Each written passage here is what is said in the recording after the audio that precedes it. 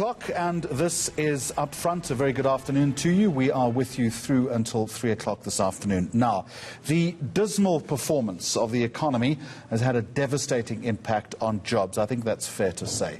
And now a virtual cabinet lekgotla is underway, and it's hoping to come up with ways to revive things. 9 months into the year, high on the agenda is what was talked about at the cabinet lekgotla in January.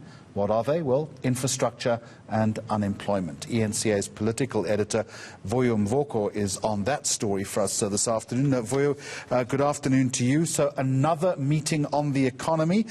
We had an earlier ANC meeting. We've also had discussions with NEDLAC. When are we actually going to see a concrete plan? Well, from what Jackson Mthembu is promising, that is certainly what the cabinet lekgotla will be doing. He says the document that was canvassed at NEDLAC, where the various social partners, your organized business, labor and civil society, have put forward ideas in response to what government has put on the table. And he says the ANC last week or over the weekend then had further conversations to look at how to find a common ground or a place where or around which everyone can coalesce. And he reckons after the cabinet lekgotla discussions, there will certainly be a way forward. Take a listen to what he said. This lekgotla will focus on economic recovery.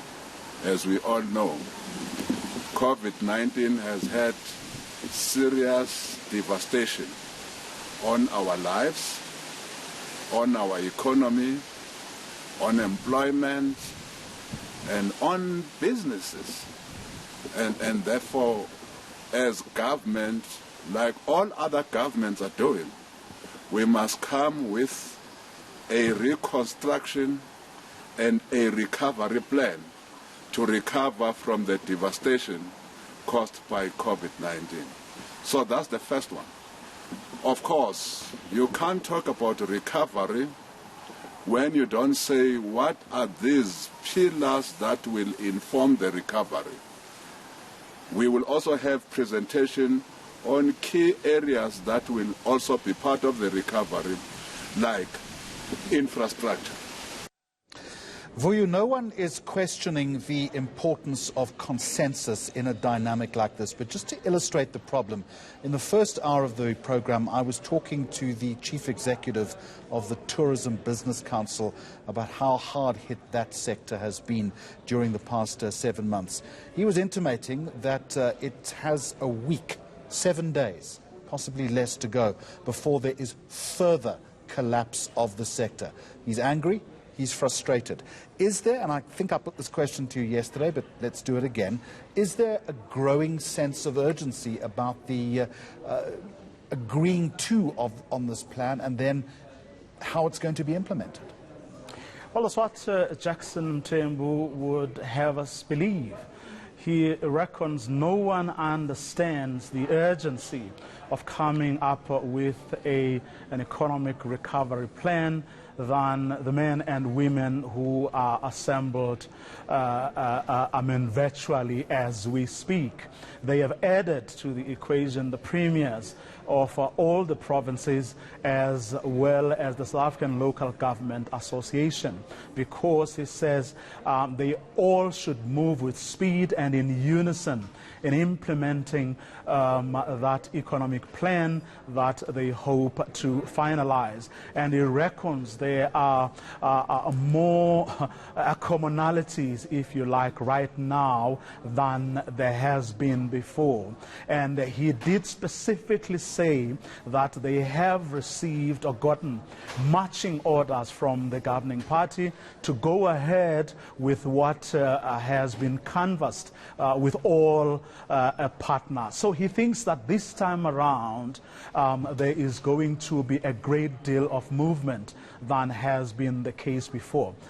And he added to that some of the grievances that have been brought forward by both business and labor, and the issues that labor is particularly marching for today across the country. Corruption. He says corruption is going to be a big issue. In other words, he made it appear as though it's a close second to the discussions around an economic recovery plan. And to that extent, this is what he actually had to say.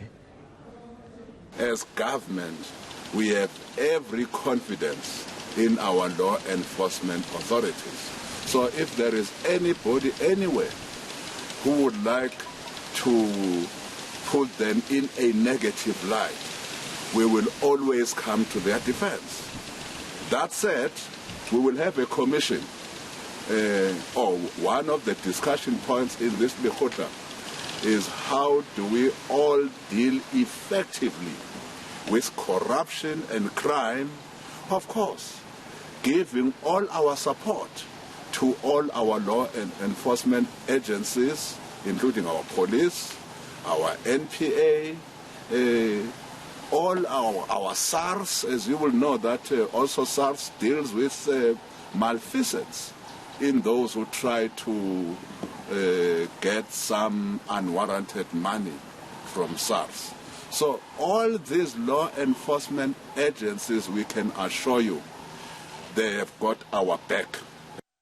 So very quickly, let's go back to the plan. Let's assume that we get sight of it sooner rather than later. Then phase 2 begins. It's financing the plan. It's where to find the money. Exactly, which again is an issue he touched on, because you will recall, Jeremy, that Finance Minister Tito Mboweni was part of those ANC conversations on Friday and on Monday, which said, where are we going to get the money? And if we get it from institutions like your IMFs, what does it mean for the sovereignty of our nation?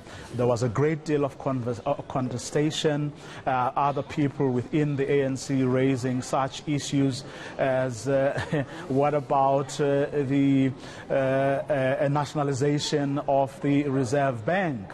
What about land expropriation without a compensation? And of course, other people saying, please, guys or comrades, let's focus here. We are in a predicament.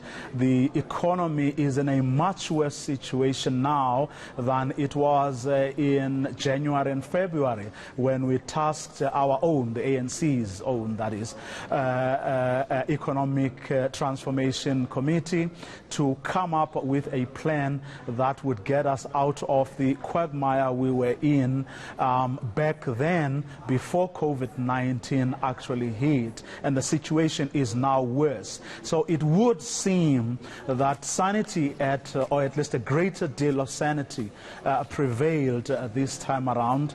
Everyone got to be focused on what needs to happen in the interests of the nation, and less on some ideological idiosyncrasies that some people may still be married to.